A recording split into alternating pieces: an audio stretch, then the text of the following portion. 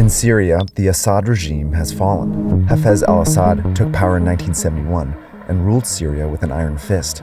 Then his son Bashar took over and survived a decades-long civil war, in part by using poison gas and barrel bombs to kill thousands of his own citizens. Just 11 days ago, he controlled pieces of a failed state. Then suddenly, rebels launched a surprise attack in Aleppo. A few days later, they took Hama, then Homs. Then late Saturday, as they closed in on the capital, Damascus, Assad fled. It's an historic moment. Syrians have endured decades of oppression under Assad, and millions have lived abroad in poverty as refugees. But Syria is still in jeopardy. So how did the Assad regime collapse so quickly? And what comes next?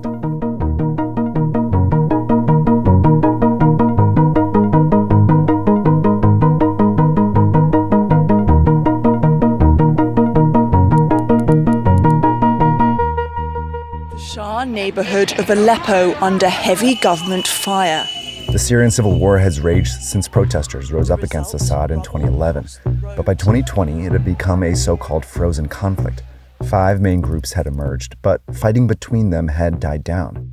A coalition of anti-government rebels controlled a pocket of territory in the north and parts of the south.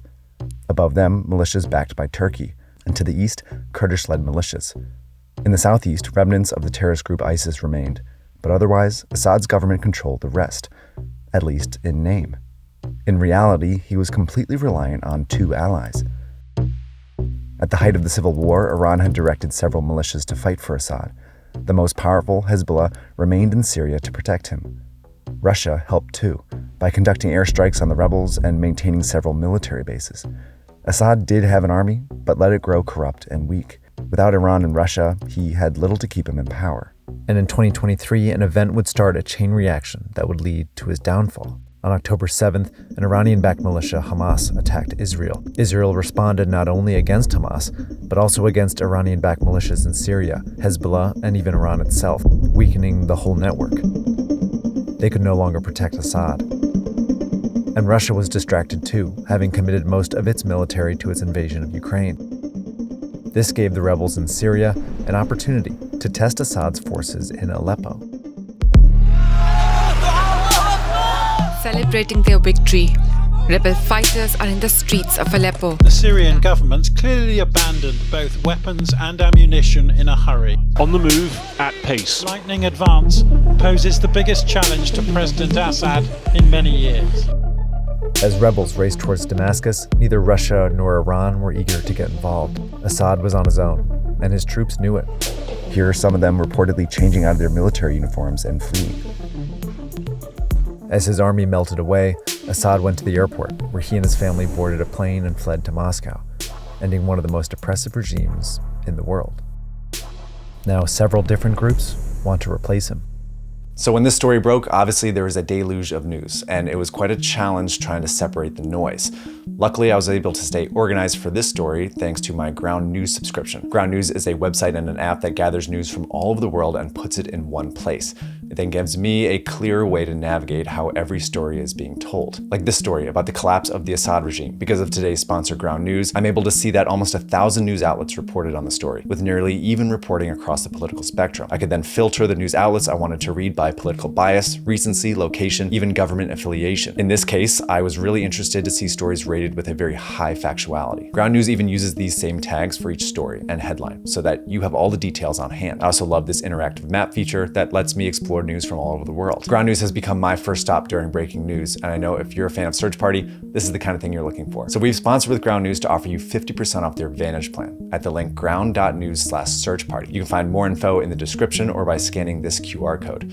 This is the biggest discount they've ever offered, so I really recommend you giving Ground News a shot right now. It's great for anyone who wants a more clear understanding of what's happening in the world. Search Party and Ground News share the same mission, that's to make this news more transparent, more understandable. Thanks again to Ground News for supporting our work. I'll get you back to the story now.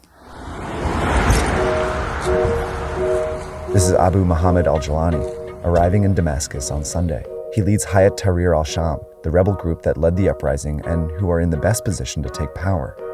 The biggest question is, who are they? When Syria's civil war started, Jilani helped form a group called Jabhat al-Nusra. They were Islamist extremists who aimed to turn Syria into an Islamist caliphate. Jilani initially allied with other extremist groups, al-Qaeda and its ally ISIS. Then in 2016, he formed a new group, which he claimed was not connected to al-Qaeda. A year later, he merged with other allegedly moderate groups to form HTS. Today, it calls itself an independent entity that follows no organization or party, al-Qaeda or others. But the US regards it as a foreign terrorist organization that maintains contact with al-Qaeda leadership. A week ago, CNN asked Jilani in this interview what his group stood for. What is HTS right now? Hayat Tahrir al-Sham is one of the factions in the region. Now we're talking about a larger project. We're talking about building Syria. No one has the right to erase another group. There must be a legal framework that protects and ensures the rights of all. He said publicly he wants to protect Syria's minorities like Christians and Kurds, but even if Jilani controls the capital, he'll have a hard time controlling the whole country. In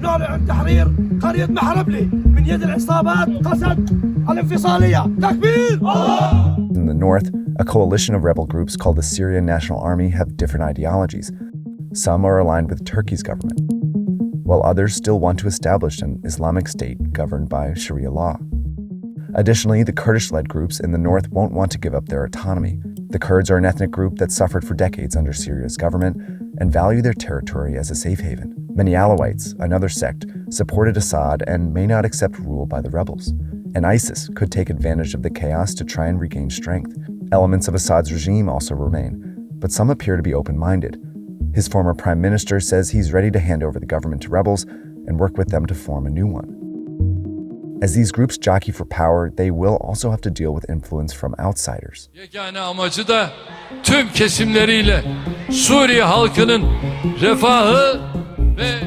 Turkey gains the most from Assad's downfall.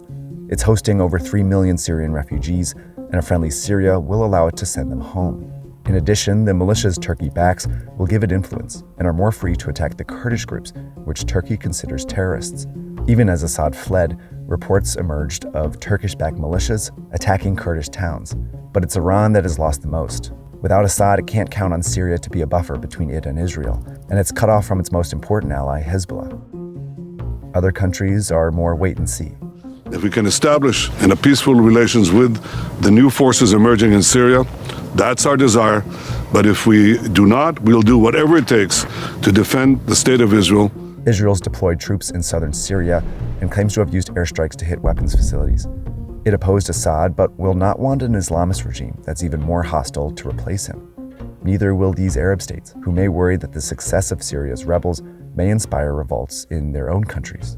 Ultimately, though, none of them want Syria to descend into another bloody civil war. Zooming out further, Russia has lost a key ally in the Middle East and may lose its military bases in Syria. The United States also has a base, which it uses to fight ISIS. On Sunday, President Joe Biden outlined a blueprint for U.S. support in Syria, but incoming President Donald Trump stated that the U.S. should, quote, have nothing to do with Syria, and that it should let it play out. The next Syria is just beginning to take shape. Peaceful coordination between these groups and foreign powers will be an immense challenge. But for now, Syrians across the country are in the streets, celebrating the simple fact that they have the opportunity at all.